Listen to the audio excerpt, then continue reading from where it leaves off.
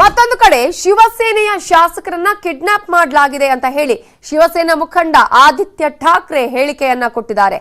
ವಾಪಸ್ ಬರುವವರು ಈಗಲೇ ಬನ್ನಿ ಅಂತ ಹೇಳಿ ಮತ್ತೆ ಇನ್ವೈಟ್ ಮಾಡಿದ್ದಾರೆ ಅವರಿಗೆ ಆದಿತ್ಯ ಠಾಕ್ರೆ.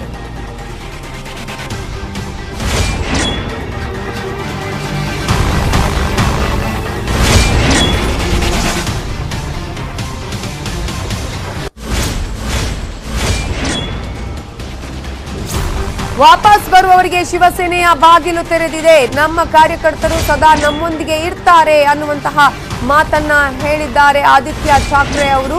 ಶಿವಸೇನಾ ಮುಖಂಡ ಆದಿತ್ಯ ಠಾಕ್ರೆ ಈಗಾಗಲೇ ಯಾರ್ಯಾರು ಬರೋರಿದ್ದೀರಿ ಖಂಡಿತವಾಗ್ಲೂ ಬನ್ನಿ ಅನ್ನುವಂತಹ ವಿಚಾರವನ್ನ ಹೇಳಿದ್ದಾರೆ. ಈಗಾಗಲೇ ಅವರಿಗೆ ಇನ್ವೈಟ್ ಅನ್ನ ಮಾಡಿದ್ದಾರೆ. ಶಿವಸೇನೆಯ ಬಾಗಿಲು ಅವರಿಗೆ ಯಾವಾಗಲೂ ಓಪನ್ ಆಗಿದೆ, ನಮ್ಮ ಕಾರ್ಯಕರ್ತರು ಸದಾ ನಮ್ಮೊಂದಿಗೆ ಇರ್ತಾರೆ ಅನ್ನುವಂತಹ ಮಾತನ್ನ ಹೇಳಿದ್ದಾರೆ. ಶಿವಸೇನಾ ಮುಖಂಡರಾಗಿರುವ ಆದಿತ್ಯ ಠಾಕ್ರೆ ಅವರು ಈ ಒಂದು ಹೇಳಿಕೆಯನ್ನ ಕೊಟ್ಟಿದ್ದಾರೆ. ಪ್ರಮುಖವಾಗಿ ಈಗಾಗಲೇ ಶಾಸಕರಿಗೆ ಇನ್ವೈಟ್ ಮಾಡ್ತಾ ಇದ್ದಾರೆ. ಶಿವಸೇನೆಯ ಶಾಸಕರನ್ನ ಕಿಡ್ನಾಪ್ ಮಾಡಲಾಗಿದೆ ಅನ್ನುವಂತಹ ಮಾತನ್ನ ಹೇಳಿದ್ದಾರೆ. ಪ್ರಮುಖವಾಗಿ ಈಗಾಗಲೇ ಯಾರಾದ್ರೂ ಬರುವವರಿದ್ರೆ, ಈ ರೀತಿಯಾಗಿ ಅವರು ಮನಸ್ಸಿಲ್ಲದೆ ಅಲ್ಲಿ ಇರುವವರಿದ್ರೆ ಅವರಿಗೂ ಖಂಡಿತವಾಗ್ಲೂ ಕೂಡ ಶಿವಸೇನೆಯ ಬಾಗಿಲು ಯಾವಾಗ್ಲೂ ತೆರೆದೇ ಇದೆ, ವಾಪಸ್ ಬರುವವರಿಗೂ ಕೂಡ ಮುಕ್ತಾವಕಾಶ ಇದೆ ಅನ್ನುವಂತಹ ಮಾತನ್ನ ಹೇಳಿದ್ದಾರೆ. नहीं, ये राजनीति नहीं, ये तो भी सर्कस बन गई है। फ्लोर टेस्ट से मुझे सबसे बड़ी टेस्ट यही है, अगर जो भी बागी है, जो भाग के गए हैं, जो खुद को रिबेलियन कह रहे हैं, रिबेलियन करना होता तो यहाँ हिम्मत से करते, राजीनामा देते, रिजाइन करते और सामने चुनाव के लिए खड़े रहते। मेरी बात पूरी होगी। दूसरी फ्लोर टेस्ट यही होगी कि मेरे सामने बैठे आंखों में आंखें डाल के बोले कि हमने क्या गलत किया। ಇವೆಲ್ಲದರ ಬಗ್ಗೆ ಇನ್ನಷ್ಟು ಡೀಟೇಲ್ಸ್ ಕೊಡೋದಕ್ಕೆ ನಮ್ಮ ರಿಪೋರ್ಟರ್ ಧರ್ಣಿಶ್ ಬೂಕನಕೆರೆ ಈಗ ನೇರ ಸಂಪರ್ಕದಲ್ಲಿ ಜಾಯ್ನ್ ಆಗಿದ್ದಾರೆ. ಧರ್ಣಿಶ್, ಒಂದು ಕಡೆ ಸುಪ್ರೀಂ ಕೋರ್ಟ್ ಈಗಾಗಲೇ ದೊಡ್ಡ ಒಂದು ರಿಲೀಫ್ ಅನ್ನ ಕೊಟ್ಟಿದೆ. ಈಗ ಯಾರ್ಯಾರು ಕೋರ್ಟ್ಗೆ ಹೋಗಿದ್ರು, ಸುಪ್ರೀಂ ಕೋರ್ಟ್ ಕದ ತಟ್ಟಿದ್ರು ಅವರಿಗೆ ಇನ್ನೊಂದು ಕಡೆ ದೊಡ್ಡ ಶಾಕ್ ಅಂತಾನೆ ಹೇಳಬೇಕಾಗತ್ತೆ. ಡೆಪ್ಯೂಟಿ ಸ್ಪೀಕರ್ ಏನು ಒಂದು ನೋಟಿಸ್ ಅನ್ನ ನೀಡಿದ್ರು ಅವರಿಗೆ ಇವತ್ತು 5 ಗಂಟೆಯ ಒಳಗಡೆ ಕೊಡಬೇಕು ಅಂತ ಹೇಳಿ. ಸೊ ಯಾವ ರೀತಿಯಾಗಿ ಈಗ ಬೆಳವಣಿಗೆಗಳು ನಡೀತಾ ಇದೆ, ಈ ಮೂಲಕ ಮತ್ತೆ ಯಾವ ರೀತಿಯಾದಂತಹ ಡೆವಲಪ್ಮೆಂಟ್ಸ್ ಆಗುವಂತ ಚಾನ್ಸಸ್ ಇದೆ ಇದರ ಮೇಲೆ?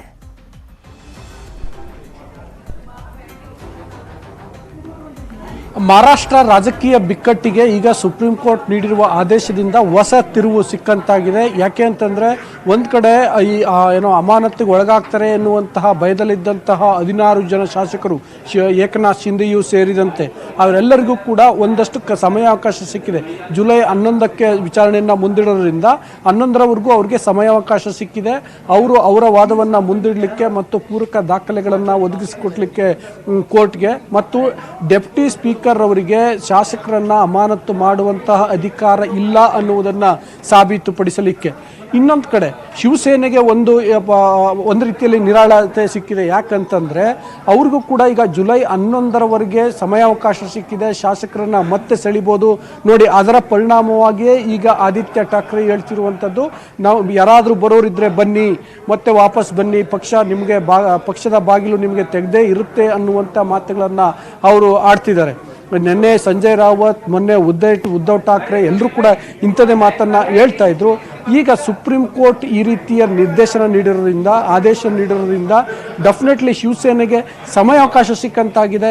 ನೋಡಿ, ನಿನ್ನೆ ರಾತ್ರಿಯಿಂದ ಮತ್ತೊಂದು ಸುದ್ದಿ ಸರಿದಾಡ್ತಾ ಇತ್ತು. ಏನಂತಂದರೆ ಉದ್ಧವ್ ಠಾಕ್ರೆ ಅವರ ಪತ್ನಿ ಶಾಸಕರ ಪತ್ನಿಯರ ಜೊತೆ ಸೇರಿಕೊಂಡು ಶಾಸಕರನ್ನು ತಮ್ಮತ್ತ ಸೆಳೆಯುವಂಥ ಪ್ರಯತ್ನವನ್ನು ಮಾಡ್ತಿದ್ದಾರೆ ಅಂತ. ಈಗ ಅಂಥ ಪ್ರಯತ್ನಕ್ಕೆ ಪುಷ್ಟಿ ಸಿಕ್ಕಂತಾಗುತ್ತೆ. ಇನ್ನಷ್ಟು ತ್ವರಿತವಾಗಿ ಆ ಪ್ರಯತ್ನವನ್ನು ಮಾಡ್ಬೋದು, ಶಾಸಕರನ್ನು ತಮ್ಮತ್ತ ಸೆಳಿಬೋದು. ಸೊ ಇದಕ್ಕೆ ಒಂದು ಅವಕಾಶ ಸಿಕ್ಕಂತಾಗುತ್ತೆ. ಮತ್ತೊಂದು ಬಹಳ ದೊಡ್ಡ ಅಡ್ವಾಂಟೇಜ್ ಏನಾಗುತ್ತೆ ಅಂದರೆ, ಈಗ ನೋಡಿ, ಫಾರ್ ಎಕ್ಸಾಂಪಲ್ ಶಿವಸೇನೆಯ 55 ಶಾಸಕರ ಪೈಕಿ ಇವತ್ತು ರಾಜ್ಯಪಾಲರಿಗೆ ಕಳಿಸ್ಕೊಡ್ತೀವಿ ಅಂತ ಹೇಳಿದ್ದಂತಹ ಪತ್ರದಲ್ಲಿ 38 ಜನ ಸಹಿ ಮಾಡಿದ್ರು. 38 ಅಂತಂದರೆ 2/3ಗಿಂತ ಓರ್ವ ಶಾಸಕ ಮಾತ್ರ ಹೆಚ್ಚು. ಸೊ ಇಷ್ಟು ಅಂದರೆ ಒಂದು ತಿನ್ ಮಾರ್ಜಿನ್. ಸೊ ಈ ಒಂದು ಮಾರ್ಜಿನನ್ನು ಕಡಿಮೆ ಮಾಡಬೇಕು ಅಂತಂದರೆ ಅವರು ಶಾಸಕರನ್ನ 1-2-3 ಜನ ಶಾಸಕರನ್ನ ತಮ್ಮ ಹತ್ರ ಸೆಳ್ಕೊಂಡ್ರೂ ಕೂಡ ಪಕ್ಷಾಂತರ ನಿಷೇಧ ಕಾಯ್ದೆಗೆ ತೊಡಕಾಗುತ್ತೆ. ಶಾಸಕರು ಮತ್ತೆ ಶಿಫ್ಟ್ ಆಗಲಿಕ್ಕೆ, BJP ಬೆಂಬಲಿಸಲಿಕ್ಕೆ ಅಥವಾ ವಿಧಾನಸಭೆಯಲ್ಲಿ ಪ್ರತ್ಯೇಕ ಗುಂಪು ರಚನೆ ಮಾಡಿಕೊಳ್ಳಿಕ್ಕೆ ಯಾವುದಕ್ಕೂ ಕೂಡ ಪಕ್ಷಾಂತರ ನಿಷೇಧ ಕಾಯ್ದೆ ಅಡ್ಡ ಬರುತ್ತೆ. ಈ ಹಿನ್ನೆಲೆಯಲ್ಲಿ ಈಗ ಸಿಕ್ಕಿರುವಂತಹ ಈ ಬ್ರೀತಿಂಗ್ ಸ್ಪೇಸ್, ಇದನ್ನು ಶಿವಸೇನೆ ಬಳಸ್ಕೊಂಡು ಶಾಸಕರನ್ನ ತನ್ನತ್ತ ಸೆಳೆದ್ರೆ ಸರ್ಕಾರವನ್ನು ಉಳಿಸ್ಕೊಳ್ಳುವಂಥ ಅವಕಾಶ ಶಿವಸೇನೆಗೆ ಬಂದೊದಗಿದೆ. ಹಾಗಾಗಿ ಒಂದು ಕಡೆ ಈ ಅಮಾನತುಗೊಳಗಾಗ್ತೀವಿ ಅನ್ನುವಂಥ ಶಾಸಕರು, ಮತ್ತೊಂದು ಕಡೆ ಶಿವಸೇನೆ, ಇಬ್ಬರಿಗೂ ಕೂಡ ಒಂದು ಬ್ರೀತಿಂಗ್ ಸ್ಪೇಸ್ ಸಿಕ್ಕಂಗಾಗಿದೆ. ಇದನ್ನ ಯಾರು ಯಾವ ರೀತಿ ಬಳಸ್ಕೊಳ್ತಾರೆ ಅನ್ನುವಂಥದ್ರ ಮೇಲೆ ಮುಂದೆ ಮಹಾರಾಷ್ಟ್ರದ ರಾಜಕೀಯ ಚಟುವಟಿಕೆಗಳು ನಿರ್ಧಾರ ಆಗ್ತವೆ. ಇದಲ್ಲದೆ ಉದ್ಧವ್ ಠಾಕ್ರೆಗೆ ಕೂಡ, ಇದು ಶಿವಸೇನೆ ಅಂತಂದ್ರೆ ಉದ್ಧವ್ ಠಾಕ್ರೆ ಅವ್ರಿಗೂ ತಮ್ಮ ಮುಖ್ಯಮಂತ್ರಿ ಸ್ಥಾನವನ್ನು ಉಳಿಸ್ಕೊಳ್ಳಿಕ್ಕೆ ಇದು ಬಹಳ ದೊಡ್ಡ ಅವಕಾಶ. ಯಾಕೆಂದರೆ ಶಿವಸೇನೆಯ ಅಧ್ಯಕ್ಷತೆಯೂ ಹೋಗ್ತಿತ್ತು, ಮುಖ್ಯಮಂತ್ರಿ ಸ್ಥಾನವೂ ಹೋಗ್ತಿತ್ತು ಅನ್ನುವಂಥ ಪರಿಸ್ಥಿತಿ ನಿರ್ಮಾಣ ಆಗಿತ್ತು.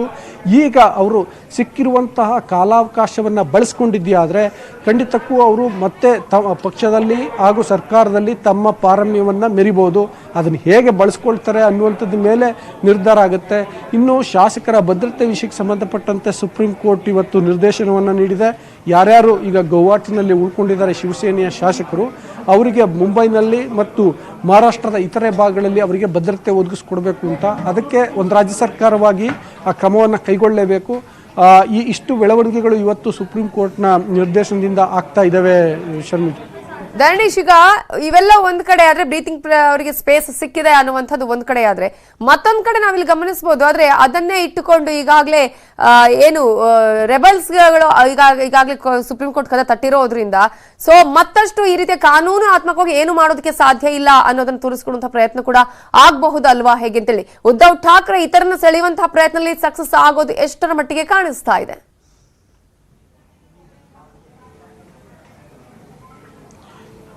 ಈಗ ನೋಡಿ, ಸುಪ್ರೀಂ ಕೋರ್ಟ್ ಈ ರೀತಿ ಹೇಳ್ತು ಅಂದ ಮಾತ್ರಕ್ಕೆ ಜುಲೈ 11ನೇ ತಾರೀಕುವರೆಗೆ ಇನ್ಯಾವುದೇ ರೀತಿಯ ರಾಜಕೀಯ ಚಟುವಟಿಕೆಗಳು ಆಗಲ್ಲ ಅಂತಲ್ಲ.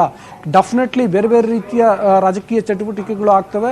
ಮುಖ್ಯವಾಗಿ ಶಾಸಕರನ್ನ ಸೆಳೆಯುವಂಥ ಪ್ರಕ್ರಿಯೆಯನ್ನು ಶಿವಸೇನೆ ಮಾಡುತ್ತೆ ಪ್ರಯತ್ನವನ್ನು. ಇನ್ನೊಂದು ಕಡೆ ಏಕನಾಥ್ ಶಿಂದೆ ಬಣದ ಶಾಸಕರು ತಮ್ಮ ಬಲವನ್ನು ಹೆಚ್ಚಿಸ್ಕೊಳ್ಳುವಂಥ ಪ್ರಯತ್ನವನ್ನು ಮಾಡ್ತಾನೆ ಇರ್ತಾರೆ. ಅದ್ರ ಜೊತೆಗೇನೆ ಇವರು ಈಗ ಆ್ಯಕ್ಚುಲಿ ಕೋರ್ಟಲ್ಲಿ ಇವತ್ತು ಬಹಳ ಮುಖ್ಯವಾಗಿ ಬಂದಿರುವಂಥ ಆದೇಶ ಏನು, ಡಿಸ್ಕ್ವಾಲಿಫಿಕೇಷನ್ಗೆ ಸಂಬಂಧಪಟ್ಟಂಥ ಆದೇಶ. ಅದರ ಹೊರತಾಗಿ ಇವರು ಸರ್ಕಾರಕ್ಕೆ ಕೊಟ್ಟಿರುವ ಬೆಂಬಲವನ್ನು ವಾಪಸ್ ಪಡ್ಕೋಬಾರ್ದು ಅಂತ ಏನಿಲ್ಲ. ಅದಕ್ಕೆ ಸಂಬಂಧಪಟ್ಟಂತೆ ಈಗಾಗಲೇ ತಯಾರಿಗಳು ನಡೀತಿದ್ದಾವೆ. ಈ 38 ಜನ ಶಾಸಕರು ಆ ಬೆಂಬಲ ಪತ್ರಕ್ಕೆ ಸಹಿ ಹಾಕಿದ್ದಾರೆ ಅನ್ನುವಂಥ ಮಾಹಿತಿಗಳು ಕೂಡ ಲಭ್ಯ ಆಗ್ತಿದ್ದಾವೆ. ಆ ಪತ್ರವನ್ನು ಮಹಾ ವಿಕಾಸ ಅಘಾಡಿ ಸರ್ಕಾರಕ್ಕೆ ಕೊಟ್ಟಿರುವ ಬೆಂಬಲವನ್ನು ನಾವು ವಾಪಸ್ ಪಡ್ಕೊಳ್ತೀವಿ ಅನ್ನುವಂಥ ಪತ್ರವನ್ನು ರಾಜ್ಯಪಾಲರ ಕಚೇರಿಗೆ ರವಾನಿಸಿದರೆ ಮತ್ತು ಆ ಪತ್ರದ ಪ್ರಕಾರ ರಾಜ್ಯಪಾಲರು ಮುಂದಡಿಯನ್ನು ಇಟ್ಟರೆ, ಅಂದರೆ ಮುಖ್ಯಮಂತ್ರಿ ಉದ್ಧವ್ ಠಾಕ್ರೆ ಅವರಿಗೆ ನೀವು ವಿಧಾನಸಭೆಯಲ್ಲಿ ವಿಶ್ವಾಸ ಮತ ಯಾಚನೆ ಮಾಡಿ ಬಹುಮತ ಸಾಬೀತುಪಡಿಸಿ, ನಿಮ್ಗೆ ಈಗ ಬಹುಮತ ನಿಮ್ಮ ಸರ್ಕಾರ ಅಲ್ಪಮತಕ್ಕೆ ಕುಸಿದಿದೆ ಅನ್ನುವಂತಹ ನಿರ್ದೇಶನವನ್ನು ನೀಡಿದರೆ ಆಗ ಇನ್ನೊಂದು ರೀತಿಯಲ್ಲಿ ರಾಜಕೀಯ ಚಟುವಟಿಕೆಗಳು ಕಂಟಿನ್ಯೂ ಆಗ್ತಾನೆ ಇರ್ತವೆ. ಡೆಫಿನೆಟ್ಲಿ ಜುಲೈ 11ನೇ ತಾರೀಕುವರೆಗೂ ಈ ರೀತಿಯ ರಾಜಕೀಯ ಒಯ್ದಾಟಗಳು ನಡೀತಾನೆ ಇರ್ತವೆ. Navitha, thank you Dharanish ಡೀಟೇಲ್ಸ್ಗೆ.